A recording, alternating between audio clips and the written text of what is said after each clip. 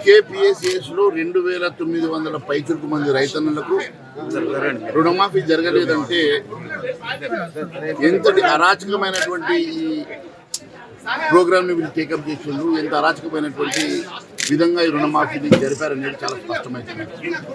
నేను ఒకటే అడుగుతా ఉన్నాను, తెలంగాణ రాష్ట్ర వ్యాప్తంగా రుణమాఫీ జరగడానికి 40,000 కోట్ల రూపాయలు అవసరం పడతాయని చెప్పి రేవంత్ రెడ్డి గారు స్వయాన చెప్పి బడ్జెట్లో అదే మంత్రిమండలిలో 31,000 కోట్లు సరిపోతాయని చెప్పేసి వారే చెప్పి మంత్రిమండలి అప్రూవల్ తీసుకొని బడ్జెట్లో కేవలం 26,000 కోట్ల రూపాయలే వారు బడ్జెట్ అలొకేషన్ చేసి ఈరోజు కేవలం 17,933 కోట్లు మాత్రమే ఖర్చు చేశానని చెప్తా ఉన్నారు.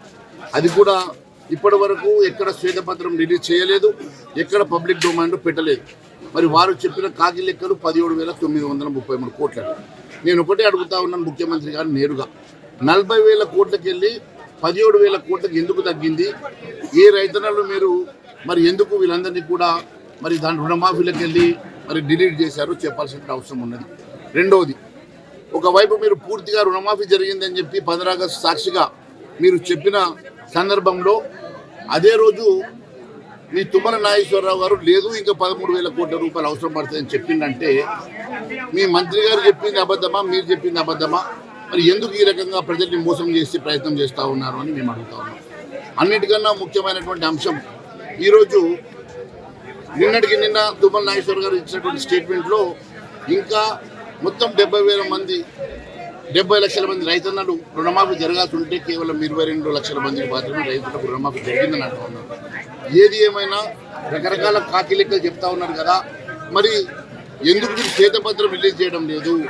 ఎందుకు పబ్లిక్ డొమైన్లో ఈ లిస్టు పెట్టడం లేదు? ఇప్పుడు గ్రామాల వారీగా ఉన్నటువంటి రైతులు తీసుకున్నటువంటి లోన్లు ఎంత, రాష్ట్ర వ్యాప్తంగా ఎంతమంది రైతన్నలు ఎన్ని కోట్ల రూపాయలు రుణాలు తీసుకున్నారు, దాంట్లో నుంచి ఎంతమందికి రుణమాఫీ జరిగింది, మిగిలిన వారు ఎంతమంది రుణమాఫీకి అర్హులు ఉన్నారు, వారికి ఎందుకు జరగలేదు, మరి పబ్లిక్ డొమైన్లో పెట్టాల్సిన అవసరం ఉన్నది.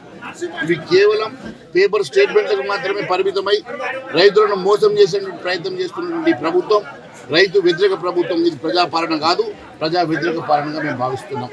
కేవలం రైతన్నల అంశమే కాదు, రైతన్నల అంశంలో కూడా రైతు బంధు ఇంకా ఇప్పటి వరకు దాన్ని ఊసేయలేదు.